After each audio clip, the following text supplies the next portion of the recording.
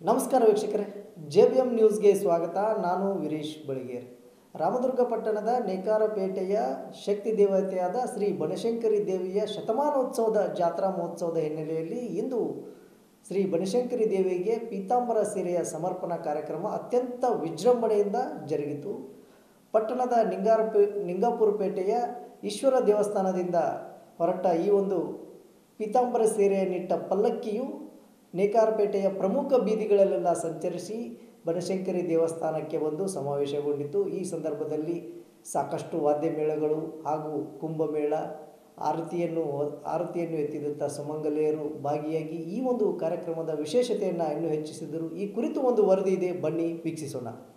ರಾಮದುರ್ಗ ಪಟ್ಟಣದ ನೇಕಾರಪೇಟೆಯ ಶ್ರೀ ಬನಶಂಕರಿ ದೇವಸ್ಥಾನದ ಶತಮಾನೋತ್ಸವದ ರಥೋತ್ಸವದ ಪ್ರಯುಕ್ತ ಮಂಗಳವಾರ ಬೆಳಗ್ಗೆ ವಿವಿಧ ವಾದ್ಯ ಮೇಳಗಳೊಂದಿಗೆ ಬನಶಂಕರಿ ದೇವಿಗೆ ಸಮರ್ಪಿಸುವ ಪೀತಾಂಬರ ಸೀರೆಯನ್ನು ಪಲ್ಲಕ್ಕಿಯಲ್ಲಿರಿಸಿ ನೇಕಾರಪೇಟೆಯ ಪ್ರಮುಖ ಬೀದಿಗಳಲ್ಲಿ ಅದ್ದೂರಿಯಾಗಿ ಮೆರವಣಿಗೆ ನಡೆಸಲಾಯಿತು. ಪಟ್ಟಣದ ನಿಂಗಾಪುರಪೇಟೆಯ ಶ್ರೀ ಈಶ್ವರ ದೇವಸ್ಥಾನದಿಂದ ಹೊರಟ ಪಲ್ಲಕ್ಕಿ ಮೆರವಣಿಗೆಗೆ ದೇವಾಂಗ ಸಮಾಜದ ಹಿರಿಯರು ಚಾಲನೆ ನೀಡಿದರು. ಮೆರವಣಿಗೆಯು ಬಾಣಕಾರಪೇಟೆ, ನಾರಾಯಣಪೇಟೆ, ವಿಠ್ಠಲಪೇಟೆ, ರಾಂಪುರಪೇಟೆ, ರಾಧಾಪುರಪೇಟೆ, ಕಾಶಿಪೇಟೆಯ ಪ್ರಮುಖ ಬೀದಿಗಳಲ್ಲಿ ಸಂಚರಿಸಿ ಮರಳಿ ಬನಶಂಕರಿ ದೇವಸ್ಥಾನಕ್ಕೆ ಆಗಮಿಸಿ ಸಮಾವೇಶಗೊಂಡಿತು. ಮಂಗಳೂರಿನ ಚಂಡಿಕಾ ವಾದ್ಯ, ಸ್ಥಳೀಯ ಶಾಕಾಂಬರಿ ಮಹಿಳಾ ಡೊಳ್ಳು ಮತ್ತು ಗೊಂಬೆ ಕುಣಿತ, ಕರಡಿ ಮಜಲು, ಮಹಿಳೆಯರ ಕೋಲಾಟ, ಕುಂಭಮೇಳ ಮತ್ತು ಸುಮಂಗಲೆಯ ಆರತಿ ಮೆರವಣಿಗೆ ಕಳೆ ಹೆಚ್ಚಿಸಿತು.